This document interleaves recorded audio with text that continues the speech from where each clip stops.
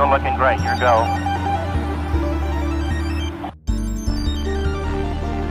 Hello, everybody, and welcome back to the Sci-Fi Wise Guys podcast, your premier science fiction visual entertainment media review podcast. My name is Anthony. And my name is Chris. Yes, I'm your host, and Chris is the one making weird gestures at me to try to crack me up during our intro. And you know what? We're keeping it all. I didn't try anything. I succeeded in my task. You did succeed. You tried, and then you succeeded. I think that all works out. It all works out. We are continuing. Oh, shut up. The wrong little green guy. We are continuing our coverage, our review of various Ninja Turtles products in celebration of the 39-and-a-half-year anniversary of the Teenage Mutant Ninja Turtles. That's right. Yes. So, so far, I mean, I feel like this is the longest we've done maybe since like what was not last October when we did Spocktober. But the year before that, right? We did the double headers. Like we watched the first 2 episodes of various horror-related media. Do you recall this? You're looking at me like you don't remember our own podcast. I just don't remember watching the first 2 episodes of it. Yeah, we watched the first 2 episode. Yeah, like the first 2 episodes of Van Helsing. Remember the first 2 episodes of... Oh, yeah. I don't think the one... I don't think that was Van in Helsing? V-Wars? Whatever the one that was like Winona in the future, Ryder. and then the Winona Ryder, which was pretty good, and then Van Helsing, was where in the the first future. episode was trash, and I wanted to turn it off, and then the second episode, I was like, "Oh, this is really good." Yeah. Like who approved this and then completely changed it? Yeah, and then the first 2 episodes of V Wars, which was some interesting trash. I remember now. Yeah. Yeah. I was like, hold on a second. What are you talking about? I think this is the most. What I'm trying to say is, I think this is the most of a single gimmick of a single theme we've watched since then. Fitting.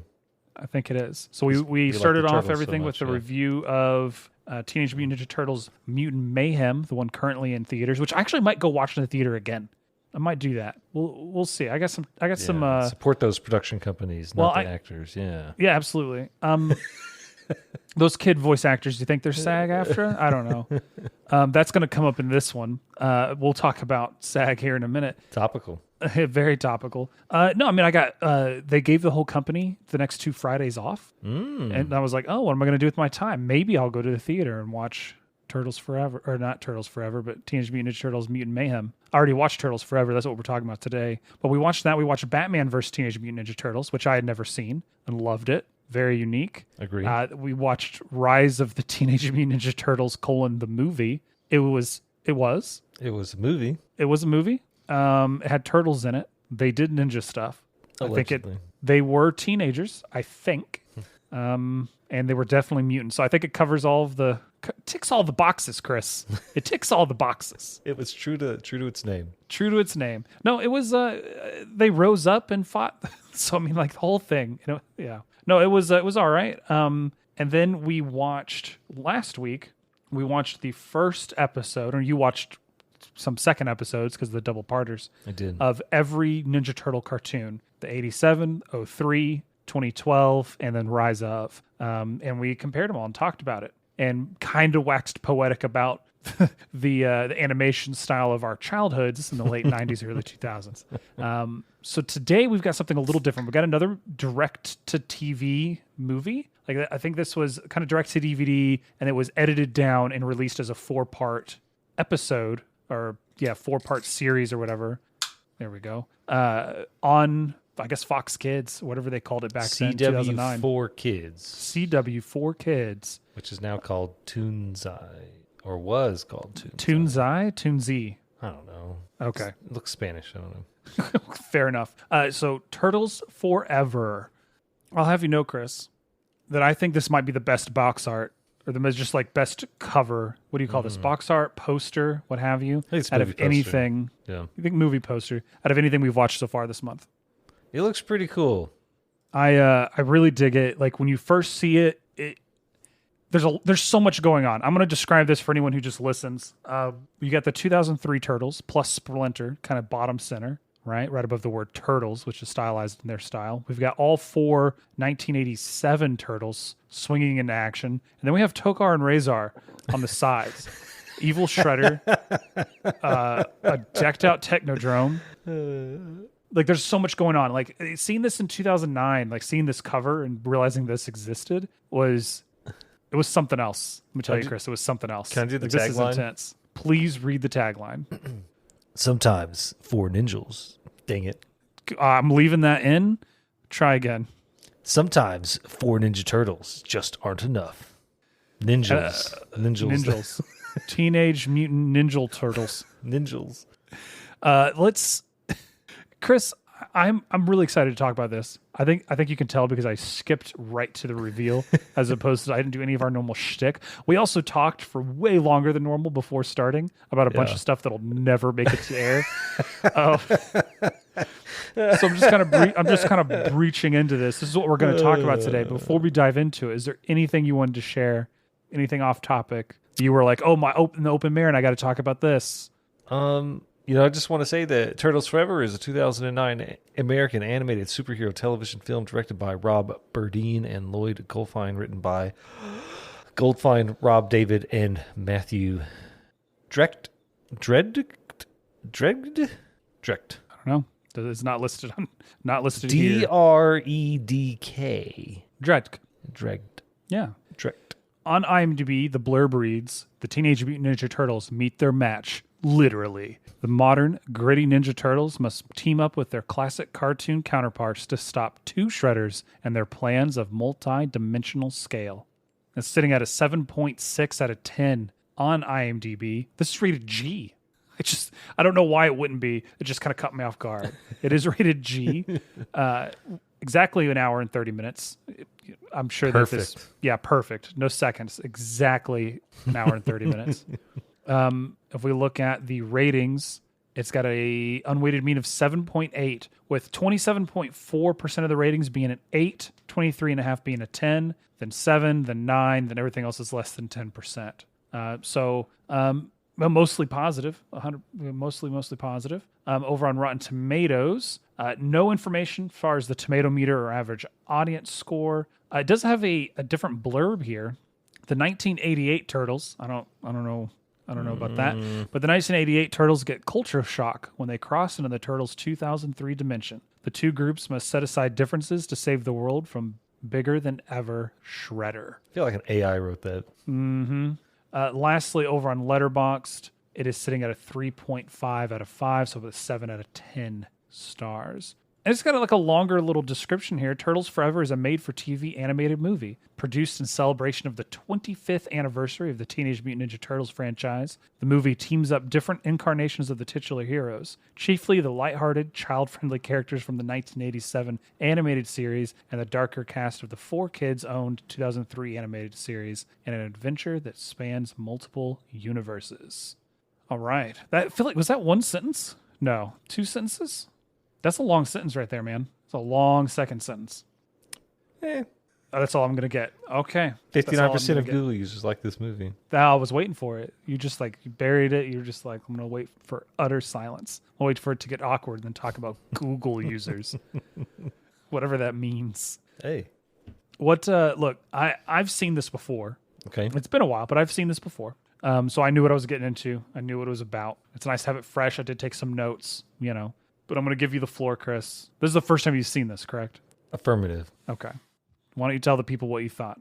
Well, first off, I had a very difficult time trying to find a way to watch this movie.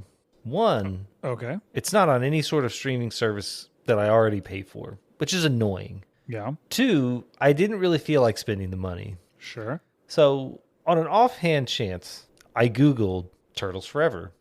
Okay. And there's a link to a video on YouTube. Uh-huh. That's 120 minutes. Uh-oh. That is the extended version. Believe it or not, there is a director's cut of this movie, which you may or may not have ever seen. I'm not sure.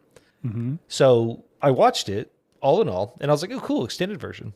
And then, listeners of the show, this is your first time listening. I'm very sorry. But just so you know, we do absolutely no research typically. Now, right. Turtles Month is a little different, but there are some things that I've never seen. So I kept with the spirit of the rule. I did no research for watching the movie outside of Googling it. So, I realized that I watched several things that do not appear in the version that you may have seen earlier, or most likely saw today, or whenever you watched this movie. Okay. I had a lot of fun. Maybe I should have paid attention or a little more attention to the movie poster because there's some foreshadowing in it that I really didn't see. If you look at the movie poster, top right-hand quadrant, well, the bottom left of the top right-hand quadrant, there appear to be some shadowy figures on a roof. Spoilers in 3, 2, 1. Those are the original turtles. I don't know if you can see I see. them. I see, yeah. Okay. They show up at the end of this film. Great. I had a lot of fun with this movie. We talked about the juxtaposition of the Batman and Ninja Turtles crossover on how they're like the super seriousness combined with the kind of clownish aesthetics of some Batman, with the comic relief or the more lighthearted turtles, but somehow at the same time more serious theme. It was like that was interesting. That was a lot of fun. This movie, I think, like I don't know how it came up, but one day a bunch of guys were sitting around and they're like, "Hey, man, they're canceling our show, but they're gonna give us creative liberty on whatever we want to do with the last couple of episodes. Hey, man, you know how we do time travel in this show? Like, yeah, of course. You know how we go to different dimensions? Yeah, that's where the Utroms are from, right? What if they met Ninja Turtles from a different show? It's from a different dimension." And then one guy looked at the other one. He's like, "Hey, man, pass that blunt." I think that's a great idea. And that's how it came up. I mean, I assume that's how it happened. Yeah. They wanted to do it the whole time, and they just never got the chance. They never had the juice until they were like, "We're going all out. If they're canceling us, we're watching this." I mean, you said canceling us. It lasted 7 years. Like, I'd be pretty happy. Like, cool, okay. Like, good run, For sure. Yeah. For sure. Some shows, I'm going to do it. Some shows, when they reach their end, like Game of Thrones, peter out and make me never want to watch any of them ever again. Yeah. Or you could go big. That's what like they did. DS9. Yeah. Yeah. That's what they did. With a 10-part episode to close out the series. Yeah. Okay. So, I didn't watch any of the 2003 show. Right. So there's a lot of things besides what we watched. I'm talking before this month. I didn't know that spoilers again. That the 2003 Shredder is actually just a Krang Brang. Yeah. Utrom, who I don't know. He just made up the persona of the Shredder. I'm not sure. There's probably some backstory I'm missing. Oh yeah. Whatever. But so that was neat. It's interesting because last week when we were talking about violence in the Ninja Turtles, you're like, yeah, they're never going to like slice a limb off and all of this. All I could think of was in the first season of 2003 Turtles when they're fighting Shredder and they do like, it comes down to it. It's like raining and there's fire all around at the top of the Foot Clan headquarters and all this. And Leonardo and him leap through the air at each other anime style. Oh, and it just comes down. Ninja Gaiden or whatever. Yeah. And Shredder's head, like the silhouette, just rolls off his body. And I remember as a kid, as a young teenager, going, that was amazing, like totally unexpected. Because like up to that point, like the '87 Turtles, they don't slice anybody, but maybe some mousers, right? They throw trash cans. And then there was like a sting, or like the very last, like at the end of that episode, the very last thing is it shows Shredder like stand up and pick up his head and walk off. Like it was really, really cool. So like knowing that he's a Neutron kind of ruins all that already. That's why I feel fine spoiling. We're spoiling everything today. The show is awesome. That show is pretty good. I've been watching it. Sorry, I didn't mean to interrupt you. No, I was like, fine. I wanted to share. That was pretty cool. It's pretty cool. But yeah, like the juxtaposition of like the zany ridiculousness of the original show, the 1987 Turtles, with a modern, more serious take of the 2003. Like they go to the 1987 dimension and they're like, "Is that a mutant banana?" You know what I mean? Like it would make total sense, right? Like so I think we talked about it with the 87 Turtles on that episode, but you can watch the first 5 episodes for free on the Teenage Mutant Ninja Turtles website. And I let that roll earlier today. Oh, okay. Nice. After I finished watching this, because I watched the first 2 episodes and then I left it undone or whatever. Right. And then like the I think they're called the neutrinos show up and they're like, "Yeah, we just want to have fun. We don't want to fight in a war." And then the rock soldiers show up. I had that one up. I had that episode on VHS. Yeah, the soldiers show up and he's like, "Do you got weapons on those ships of yours?" He's like, "Of course we do. They're required by law." Like the fact that they are escaping their dimension because they don't want to fight, but they have to have weapons on their ship because if they don't, it's required by law. They'll get cited or whatever. Like that's they aren't riding dirty. That's funny. You know what I mean? Really funny. It's really funny. There's a line in this which is like I think they posted on the IMDb page where he's like, your Shredder, he's a psycho. Yeah, our Shredder's decaf. He won't keep you up at night. It's a great line. I laughed really hard. Yeah, it was pretty good. I remember that as well. Everything, like just the way the Krang and 87 Shredder interact with 2003 Shredder and Karai, and all the Purple Dragon gang or whatever. Like it's all hysterical. What's the best part is that in the end, the 2003 Shredder does what the 1987 Shredder would do, which is go through, like, find the dimension where the turtles originate from and destroy them. Like, and destroy them. Yeah. Like it's such a childish thing to do. Like it's exactly what he would do, and the fact that he does it, or at least attempts to do so, is so funny to me. Like it was just like, of course you would. Yeah. Like I think they even talk about it. Like, we're calling you out, Shredder. We're not afraid. It's just excellent. Excellent. Everything about this movie was fantastic. I'm glad you liked it. I really think that this would be the last episode of the podcast if you didn't like it. This is fantastic. It's so good. It is still very much a conclusion to the 2003 line, like or storyline. With you'd feel it doesn't pull an Enterprise where it's just like, oh, our final episode is just going to pay homage to just older stuff. I think it pays homage. It does. Well, it does. It pays homage to all the turtles, all of them up to that point, right? Yeah. It's very much is still a conclusion to the 2003 Turtles storyline. A lot of those characters show up. They defeat Shredder once and for all. There's no question about it at that point. It's just so good. Would they end up entirely catching me off guard, right? When they end up in the Mirage, like the original comics black and white universe, and then they get assaulted by the turtles because they're like, we don't know who these guys are, and they jump out of it. They're doing the narration on our turf, yeah, on our turf. And I took two. Raph takes two of them down on his way down. On the way, he loves this. Like, it's just, why is he talking up to himself? Yeah. Like, is he narrating the? Yeah. And I think it was one of the 87 turtles who say that, which is funny because they're like, they break the fourth wall like a couple times, to where so many times. Tokar is like, who are you talking to? Yeah. There's no one. Why there. do you keep doing that? There's no one there. Oh.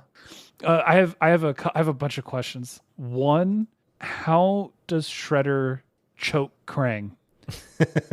He puts his hands at the bottom of Krang and squeezes where nothing is, and Krang can't breathe. He's choking out the words. How does that work? Can you explain that physiology to me? Based on the 2007 medical journal entry I have no idea. It's just like, how is he doing this? Yeah. The Technodrome not starting, like him trying, like turning but not turning, like an old 80s pickup truck is what it sounded like to me. Amazing. Everything was excellent, and yet there's still some negatives. But overall it was excellent. By the way, the only version of this movie I've ever watched is the director's cut. Okay. Don't ever doubt me again. No, I wasn't doubting you. I didn't know if you watched it on TV or whatever. I watched it on my television. Yes. No, I meant like in 2000 and whenever. I don't. No, I didn't watch it week to week. It was always the DVD, and it was always the extended cut. Yeah. Yeah. And it's so weird because the extended cut is listed as being 80 minutes.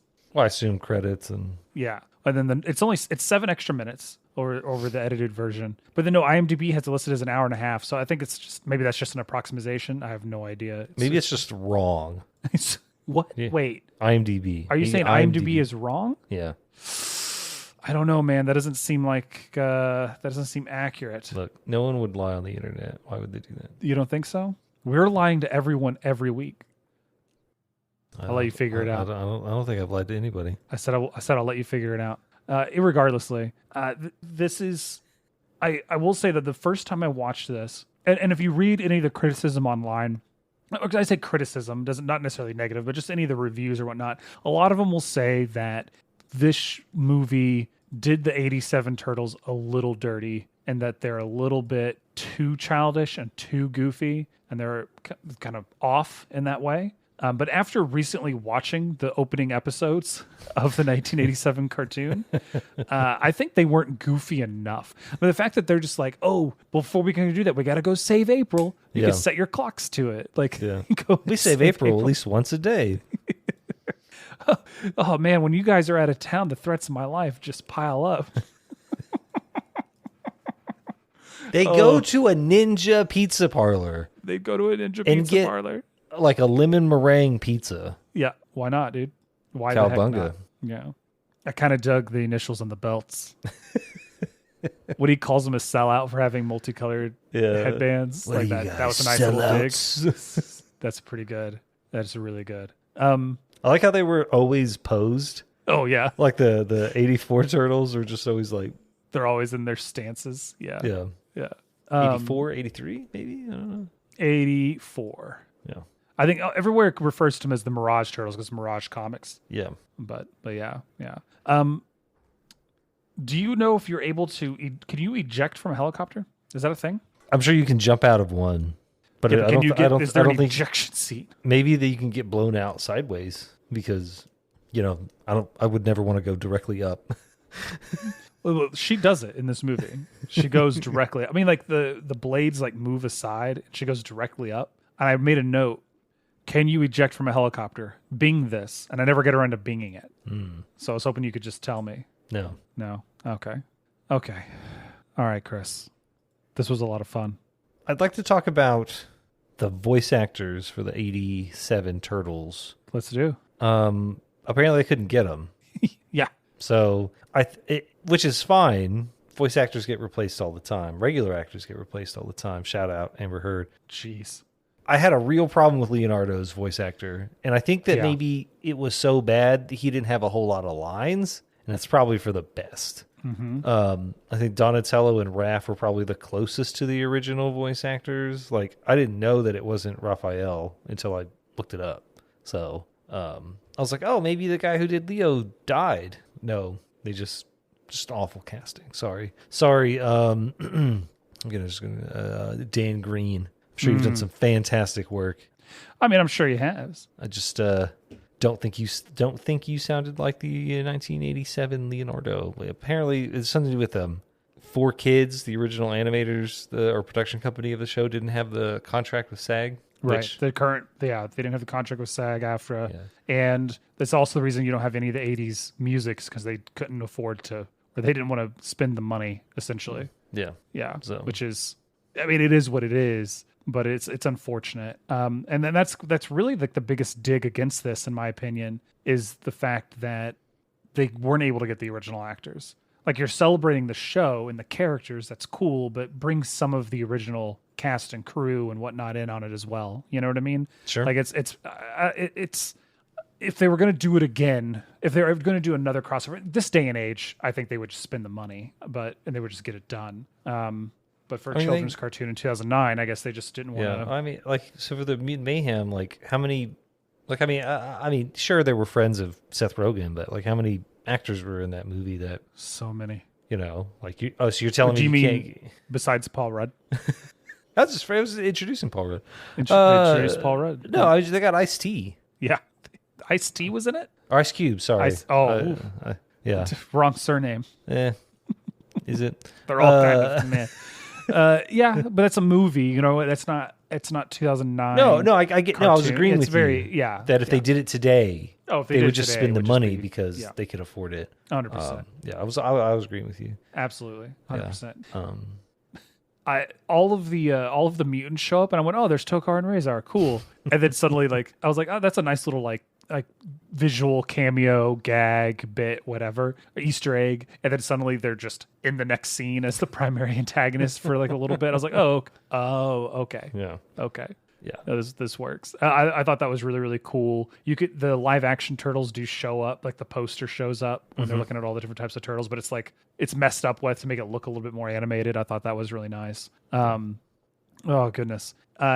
Did you have anything you didn't like? Anything you wish was I think maybe like I guess the only, I don't even really like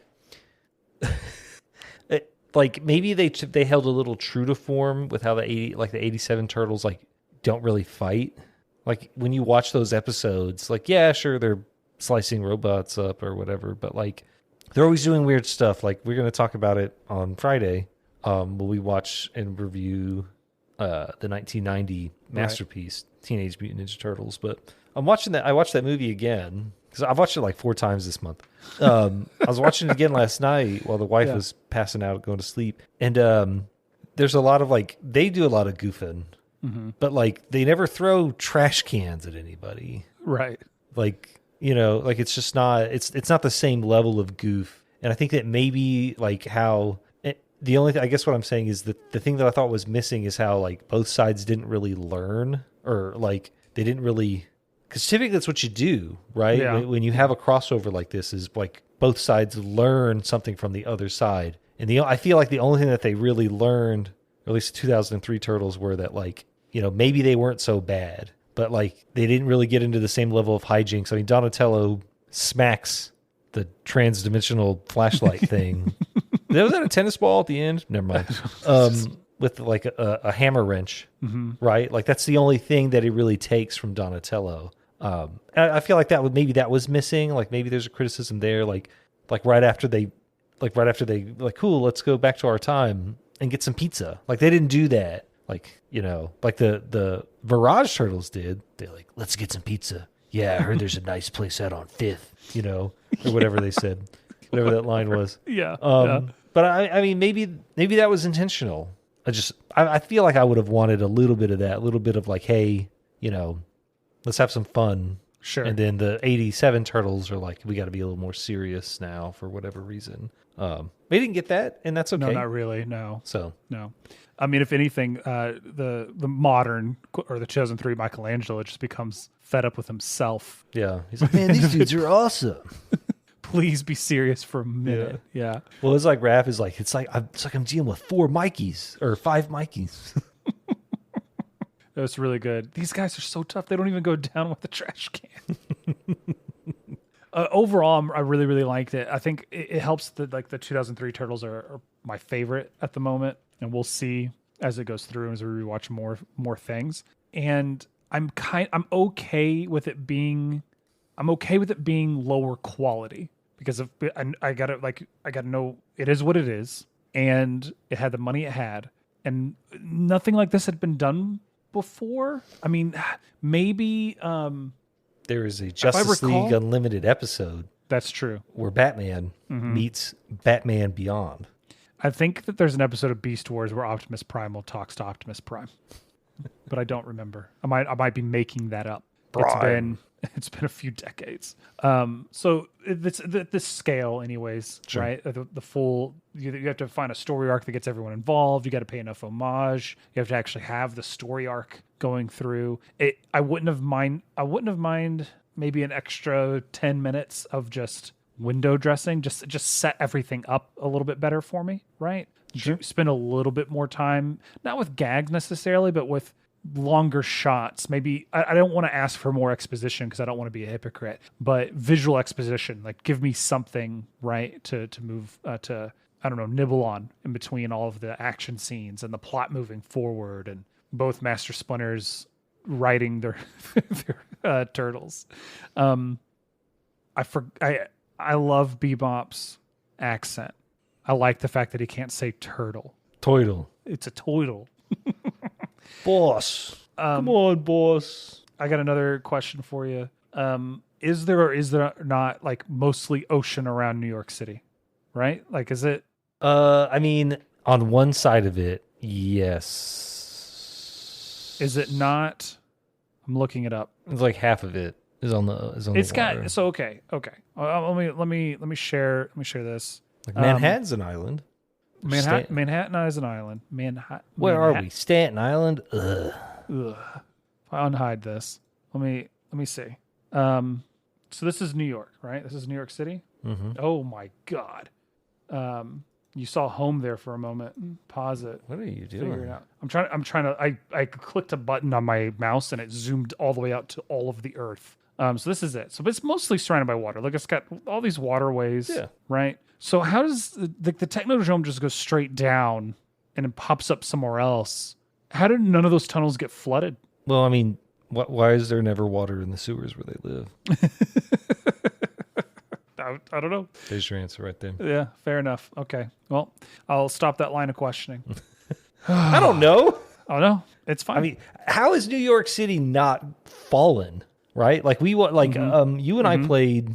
I want to say it's Gears of War 2, where you at the second to last, if not the last mission, like you're going around underground and like blowing up the supports, like the support columns for this big plateau that you're on, so you can just drop it all. Yeah, a huge escarpment like on top of everything and flood all those of the guys underground. called? Yeah. The locust. The locust, Yeah. the locust horde. Yeah, like I don't understand how, but New York in the Turtles 1987 Turtles world is actually still there. Yeah. Like, it would have collapsed a long time ago, in my opinion. No, I 100% agree. So they should have just fallen into the earth. Yeah, but Shredder just destroying the earth, destroying the environment, starting a nanny state with all those cameras he has everywhere. It's pretty bad, man. It's pretty bad. Can we also talk about how the Shredder built a robot army in that series? So it happens here. It happens in this one. Like it happens more in cartoons, but like how many tanks does the U.S. military? I've got two questions. This is a 2-part question. I see. 3-part question, maybe. We'll see how far down this rabbit hole I want to go.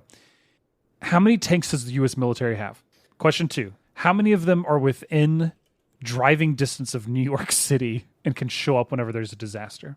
In 2003, Okay. the United States had approximately 5,500 main battle tanks in its armed forces, the most out of any NATO member state because we don't have socialized healthcare. Okay. So how many of them are within an hour of New York City? How close is Washington? I'm still on maps here, so let's get directions. Like from Washington, D.C.? Yeah. Like we're just assuming that there's nothing's further away from that. 3 hours, 40 minutes, Okay. 225 miles. And that's an approximation, right? On Google Maps, not any particular address. Okay. Military bases. Okay. Third Eastern question is, Chris, even if the tanks are all within an hour of New York City, right? And this happened in, I believe, Rise of the TMNT as well. Happens all over the place. Like the National Guard just shows up and starts shooting things, right? How do they get in the city? Like, where's all the traffic? Like this disaster shows up. The floating mega Technodrome shows up, and within an hour, and really I'm giving it within an hour. In the movie, it's like minutes. But within an hour, hundreds of tanks show up and start shooting at it, right? Maybe. And those tanks had to have run over people to get in so quickly. Like it's got to be gridlock getting out of the city. Here's my theory. That. Okay, give it to me. Here's my theory. What we don't know is that New York City, yeah, there's some people that live there, but it's actually a big secret military base. Oh. And that a lot of those buildings aren't real. Oh. They're facades that just house military hardware. And so because like this happens all the time, Independence Day, all these major cities, they always get attacked. Avengers did it. I'm sure the Simpsons did it. So when the aliens show up, it's like that. Remember that? Did you watch that short film, the Division short film, where you're just like people are just walking around and they get activated? Oh yes, yeah, I think so. That one. Yeah, so that's what happens. So you're at the Ninja Pizza Parlor, slicing and dicing. You're making your coconut cream pie pizza, and you get a buzz, and it's like, oh snap! It's a code green. Code green. Yeah, we gotta activate. So you press a button, and then the front of the store like lifts. And then there's just an M1A1 Abrams tank there. Okay. That's what I'm thinking. That's what I'm thinking. So you think that under every building in New York City is at least one tank? Yeah, and like the top floor of all those buildings, they're actually just hangars. Yeah, helicopters. Yeah. Other VTOL aircraft. Yeah, it's just it's an AH-64 Apache.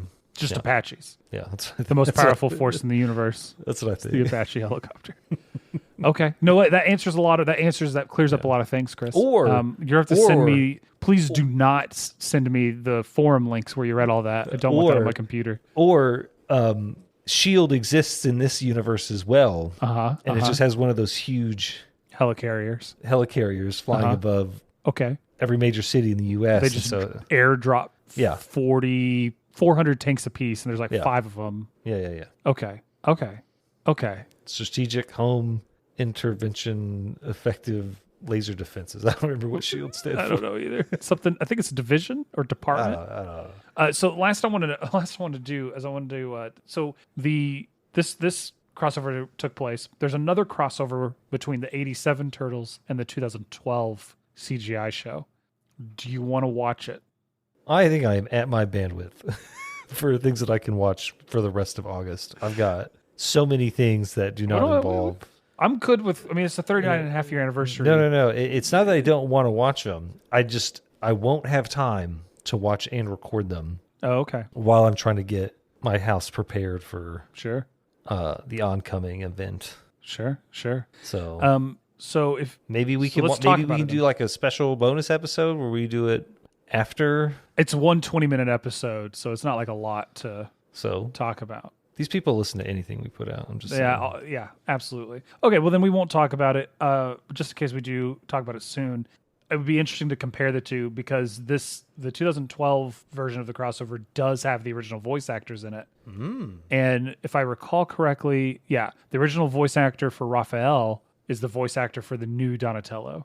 And to entice you a little bit more, they deliberately near the end of that episode put a gag in where the old 80s Raphael talks and the 80s Donatello's voice comes out of his mouth. Of course. Just to mess with it. To mess with it. Awesome. Well, this was a lot of fun, man. I really like this. This is one of my favorite kind of non-movie Turtles, like non-live action Turtles movies to watch, I guess. I think it might be the favorite I've seen all month, maybe barring Mutant Mayhem. But as far as like the direct-to-DVD ones, this is definitely taking the cake. I'm glad you enjoyed it. I might go watch it again. Did you have an idiot of the movie before we sign off? It's got to be 87 Shredder. Hands down. I mean, just because I feel like he's probably the idiot of anything. You don't think it was Bebop and Rocksteady plugging that cable back in? No? Okay. No, I agree with you. It's 87 Shredder. So I was reading, I read the plot synopsis where they talk about they accidentally plugged it back in. Not sure if it was an accident. No, they accidentally unplugged it, almost saving the universe. The multiverse, as it were. No, it says right here. No, I'm saying that's what they did do, though. Yeah. Yeah. In 1988, Bebop unknowingly reactivates the Technodrome's laser beam, which vaporizes Shirel. Oh, he unknowingly reactivates it. He doesn't know what it's activating or deactivating. I don't know if that's the case. He's just plugging it back in. Well, here's the deal. Like, they are watching, continuity here. They are watching the universe being erased in front of them. And, they're idiots. And sure, they may be the highest level hench, but that doesn't stop you from being an idiot. They're watching this dude destroy the universe, and they're like... They're doing as they're told, man. Maybe we should just plug this thing back in. It was totally... No, because they run off. Wink, wink. They accidentally unplug it. I don't think they have the wherewithal. I don't think they have the awareness to know what unplugging that did, and they took the next 10 minutes, to go, oh man, how do we plug this back in? And figure out how to plug in an extension cable. I don't think you're giving them enough credit. I think that's what I'm saying. I think you're giving them too much. No, there was a laser beam. But they don't know it turned off. That's what I'm saying. Yeah, they did. They unplugged it, and then they're like, we got to help the boss. That was a line that they said out loud. They said, we got to help the boss, and that's when they tripped. Yeah. And then spent the next 10 minutes plugging it back in. Regardless, 1987 Shredder is the idiot of the movie. I just feel like they saw the writing on the wall, no pun intended, and were like, Okay. that's my theory. If that's how you feel. That's my theory. If that's how you feel. Yeah. Obviously, wise guy of the movies, Master Splinter. It's the splinters. Both versions. Yeah, the splinters. Splinters. Yeah. Enough splinters to get yourself a bundle of splinters. These guys. We A need to talk to Master Yoshi. A more severe wound, maybe? I don't know. I like how they were always grimacing, like Yeah. like their beak. Oh, the comic turtles? Yeah. Yeah. They're always angry. Yeah. All right. Well, this was a lot of fun. Like Chris mentioned, if you're listening to this, you've already missed our live stream of the 1990 Ninja Turtles movie. That'll be releasing on the feed, so you can catch that soon to bring to a close the 39 and a half year anniversary of the Teenage Mutant Ninja Turtles celebration. If you have other science fiction B-movie goodness, direct to DVD, direct to stream, to whatever. If there's something science fiction you think we should check out, send us. Let us know. You can email us at scifiwiseguys@gmail.com. You can also hit us up on social media at scifiwiseguys. Stay healthy. Stay hydrated. Stay in your own dimension. Get out of my dimension. Yes, stay in your own dimension. Yeah. If you're 2D, stay there. If you're 4D, I don't know how the please don't come around. I feel like you'd break my brain. Yeah. If you're 4D, you're a Q probably. I don't know. Yeah, I have no idea. I don't like those episodes. Don't want you around anyways. So, thanks, guys. bye.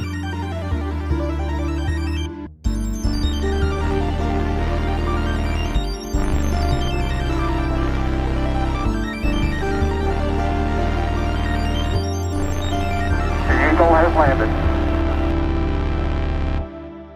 I don't necessarily care that Chris Pratt was Mario in the Mario movie for one very good reason. Why? Because he's a f***ing actor. Mm-hmm. And the other guy, who I don't know, all he does is go, "Woohoo! It's me, Mario. Sure. Let's go. No, that's the spicy meatball. There's Pasta, actually rigatoni." Right? Like, so that's going to offend somebody. But, like, it didn't make sense for him to voice the main character in a, hour, 45-minute long movie? Well, he did. There are some commercials where he does the voice the whole time, and he says a bunch of other stuff. Sure. And it's some of the most annoying noises I've ever heard, honestly. Yeah. But it's pee bad. If Chris Pratt takes up the role permanently, as much as I may or may not enjoy his presence as a human being on this planet, it wouldn't really bother me because I don't play enough Mario games for me to even care. Now, maybe in a few years, when I'm slowly trying to introduce my son into this addictive hobby that I have, I might care. Sure. But, he's going to be playing Super Mario World and not really, he's not going to know anything about this. So that's true.